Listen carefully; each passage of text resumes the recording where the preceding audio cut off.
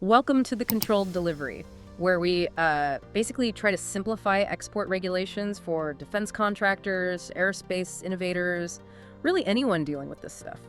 Yeah, because it's a lot to navigate. It really is.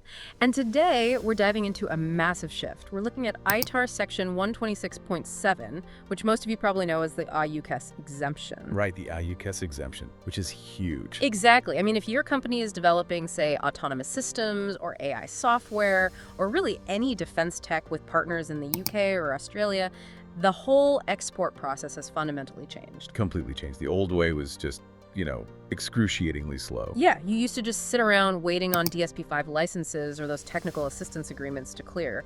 Now, a lot of qualifying transfers can proceed without those individual licenses, but okay, let's unpack this. Yeah. The mission for this deep dive is to extract the really critical insights from a mountain of compliance sources. And it is a mountain. Oh yeah, we've got DDTC presentations, CFR excerpts, DECCS portal guidelines. We're going through all of it because, well, we want to figure out how to use this exemption without, accidentally committing a massive violation. And that's the key right there.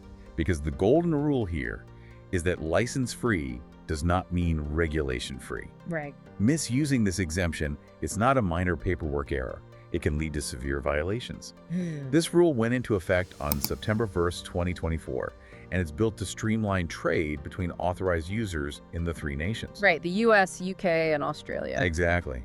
But they even codified a 30 to 45-day expedited license adjudication process for transfers that, for whatever reason, cannot use the exemption. Oh, wow. So if you don't fit the exemption, they still fast-track your standard license. Yeah, exactly. They want the collaboration to happen one way or another. That's actually a nice safety net. So to use the exemption itself, we have to look at the 4 pillars. If Yeah. you miss even one of these pillars, the exemption is gone. You lose it entirely. It's all or nothing. So Pillar 1 is authorized geography. Which sounds simple enough. You'd think so, right?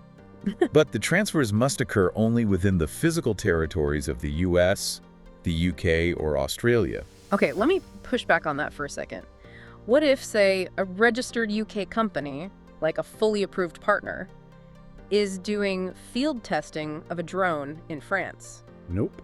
Really? Can we use the exemption to ship the hardware to them in France since they're a UK company? Absolutely not. The physical territory rule is absolute. No France, no Germany, nowhere else. Man, so it's really strict. It's kind of like a highly exclusive TSA pre-check line. That's a great way to put it. Yeah, like you've got the pre-check status on your ticket, but you can only fly between very specific pre-approved terminals. If you try to step out of that terminal, it just doesn't work. Exactly. And being in the right terminal brings us to Pillar 2, which is authorized entities. Right, so who is actually sending and receiving this stuff? Yes. The U.S. transfer has to be registered with the DDTC and eligible under Section 120.16. You can't just be a random startup that hasn't done the paperwork. You've got to be in the system. Right. And on the other side, the UK or Australian recipient must be explicitly identified on the AUKUS authorized users list. And that list lives inside the DECCS portal, right? The Defense Export Control and Compliance System. Exactly. You have to log in and verify they are on that roster. But what's fascinating here is that even non-US person brokers have a path to participate now. Wait, really? Foreign brokers can use this? That seems like a massive policy shift. It is. Historically, brokering is heavily restricted. But under AUKUS, provided the broker is registered with the DDTC and they actually show up on that DECCS authorized user list, they can operate within this exemption. I guess that just shows how much vetting the UK and Australia are doing on their end. Exactly. They're heavily vetting their own people before putting them on that shared list. Okay, so we've got the where and we've got the who. Now we need to verify the what, and well, here's where it gets really interesting. Pillar 3 is eligible technology. Yes, the tech itself. Right, because not everything is allowed. There's this thing called the Excluded Technology List, or the ETL. It's in Supplement Number 2 to Part 126. And checking that ETL is a very rigorous 3-step process. Right, you can't just guess. No, you absolutely No. cannot. No. Step 1, you have to identify your exact USML paragraph. The U.S. munitions list category for your item. Right. Then, step 2, you see if that specific paragraph is listed in the ETL's first column. Okay. And if it is, step 3 is you read the exclusion text in the second column to see if your specific item's capabilities are described. Right, because sometimes it's not the whole category, just a specific capability. Like I was looking at the sources, and missile technology control regime stuff, the MTCR items, those are strictly excluded, right? Oh, absolutely. Yeah. Almost all NTCR items still require standard licenses. The government wants eyes on those. Makes sense. And another one was anti-tamper features? Yes, specifically anti-camper features developed under a DoD program protection plan, unless they are already installed in the commodity. Oh, so if it's already bolted into the drone, it might be fine, but you can't just ship the standalone anti-tamper software. Exactly. Standalone, it's excluded. Another big one is the F-22 aircraft. Totally excluded. Right, they aren't giving out fast passes for the F-22. Definitely not. Okay, so if you clear the ETL, you move to the final hurdle. Pillar 4, which is required marking and limitations. Yes, the paperwork. Right. The transfers have to comply with Section 123.9b Destination Control Statements. Which is critical. Your documents have to explicitly state the restrictions. Yeah, I was looking at an example of a commercial invoice from one of the sources, like the kind you'd use for shipments to, Bagram Air Base back in the day. The exact wording on those shipping documents is vital. You have to actively reference 22 CFR Section 126.7. You do. If you just ship it and don't cite the exemption on the paperwork, customs will flag it. And there are value limits too, right? Yes. The value of the transfer cannot exceed the amounts described in Section 123.15. Because that triggers congressional notification. Exactly. The exemption doesn't let you bypass Congress for massive, multi-million-dollar defense transfers. Right, okay, so that's the ITAR side of things. But we know not every defense-related product falls under the ITAR. Very true. What if your item is dual use, like say a ruggedized thermal camera?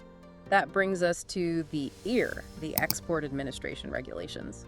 Yeah, and if we connect this to the bigger picture, the EAR has its own fast track called License Exception STA, or Strategic Trade Authorization. Right, and that allows exports to low-risk destinations, which is like 40 preferred countries. It does. But the crossover between ITAR and EAR is highly specific, and you have to be so careful. Because you could misclassify it, right? Exactly. For example, technical data directly related to satellites, that's category XV, or infrared imaging, which is category 12, those are heavily ITAR controlled. But related technology like lower tier components might fall under the EAR? Right. But even under the EAR, STA has strict limits. You cannot use it to ship specific ECCNs, like 6A001 acoustics. Like marine acoustic systems. Right. Or 9E555 spacecraft tech. Yeah. You cannot use STA for those if they're going to destinations in country group 8.6. Wow. Okay, so it's extremely granular. And the administrative steps in EAR Part 740.20 are just as intense. You have to identify the exact ECCN, obviously. Yeah. But you also have to ensure the recipient fully understands the re-export restrictions. Like you actually have to get a prior consignee statement from them before you ship. You do. And skipping those administrative steps invalidates the EAR exception just as quickly as misusing the ITAR exemption. It's all about the paperwork. So what does this all mean? If you're listening to this and you actually need to ship something tomorrow, let's build an operational checklist. I think that's a great idea. Okay, step 1. Step 1 is verify. Verify both organizations are actively on the DDCCS AUKUS roster. Don't just assume. Actually check the portal. Check the portal. All right, step 2. Confirm the tech is not on the excluded technology list. Right. Use that 3-step process we talked about. Don't skip straight to the end. Got it. Step 3 is filing the required electronic export information, the AEI. Yes, in the Automated Export System, or AES. And I kind of geeked out on this part in the sources. The AES filing citations from 15 CFR Appendix B are so strict. You've got these specific NOEEI legends, and using the exact exemption indicator for 126.7 in the software is critical. If you put the wrong code in the AES, Customs is going to freeze your shipment. It's that simple. Yeah, that digital footprint has to perfectly match the physical paperwork. Which leads right into step 4, record keeping. It's everyone's favorite. I know, but it's essential. You have to maintain detailed records. Transfer dates, the internal transaction numbers, the exact method of transmission, and the end uses. And how long do we have to keep those? For at least 5 years. And they must be in a reproducible, legible format. Because if the DDTC comes knocking in 4 years, you have to hand that over immediately. Exactly. The burden of proof is entirely on you. Wow. Okay. So to sum all this up, ITAR Section 126.7 beautifully streamlines trilateral defense collaboration. It is a massive win for the US, UK, and Australia. It really is a paradigm shift. But that legal shield only holds if every single compliance requirement is met. You've got to verify partner eligibility, confirm the tech qualifies, document the transfer properly, and maintain those 5-year records. No cutting corners. None. Well, thank you all for tuning in to this deep dive. Next time, we'll cover ITAR license exception STA in even more detail, and we'll focus specifically on dual-use autonomous hardware. Until then, keep your logistics tight and your compliance tighter. Before we go, this raises an important question. If AUKUS creates this exclusive, frictionless bubble for defense trade among just 3 nations, how will our other close allies react to being left in the slow lane? Will this highly exclusive exemption eventually drive a wedge in broader multinational defense projects, or will it become the blueprint for all future allied treaties? That is a fascinating thing to think about. See you next time, everyone.